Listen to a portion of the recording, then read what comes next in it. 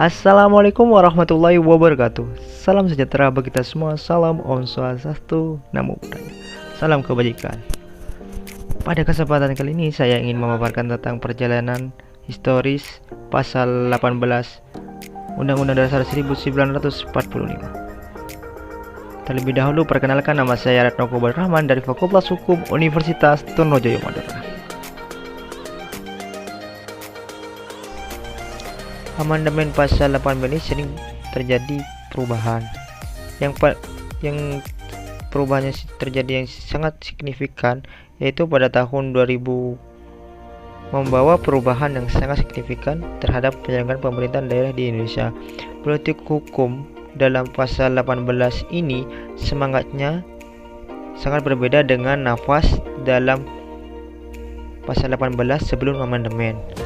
Hal tersebut tidak dapat dipungkiri bahwa reformasi 1998 telah membawa perubahan yang sangat mendasar pada sistem ketatanegaraan di Indonesia.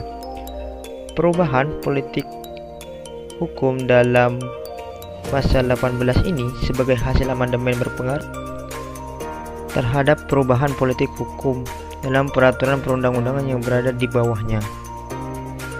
Hal tersebut menunjukkan bahwa hukum merupakan suatu produk politik hukum yang memandang hukum sebagai formalisasi atau kristalisasi dari kehendak konstelasi politik yang saling berinteraksi dan saling bersaing. Secara struktur pasal 18 ini sebelum amandemen terdiri dari satu pasal yang pada intinya menyatakan bahwa pembagian daerah Indonesia atas daerah besar dan kecil dengan bentuk susunan pemerintahannya ditetapkan dengan undang-undang dan memandang dan mengingati dasar pemusyawaratan dalam sistem pemerintahan negara dan hak-hak asal-usul dalam daerah-daerah yang bersifat istimewa.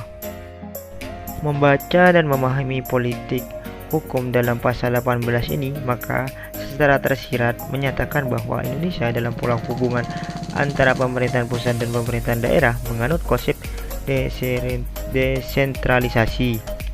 Hal tersebut bermakna bahwa konsep pemerintahan daerah di Indonesia bukan hanya satu, dan negara mengakui hal tersebut. Dengan demikian, politik hukum tentang desentralisasi digariskan Undang-Undang NRI tahun 1945 ini mengisyaratkan kejayaan pada penerapan desentralisasi asimetris yang menekankan kekhususan dan keistimewaan keragaman daerah dan kesatuan masyarakat, hukum adat, dan hak-hak tradisional yang diatur dengan undang-undang.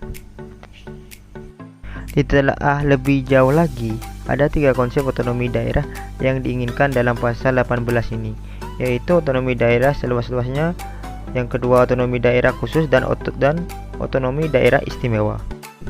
Urgensi penegasan politik hukum desentralisasi asimetris ini adalah untuk menjamin kepastian dalam penyelenggaraan pemerintahan daerah di Indonesia yang menganut konsep desentralisasi. Pembentukan pasal 18 ini merupakan salah satu sarana hukum untuk mewujudkan kepastian atas keberlangsungan desentralisasi di Indonesia. Sekian penjelasan dari saya, kurang lebihnya mohon maaf. Assalamualaikum warahmatullahi wabarakatuh.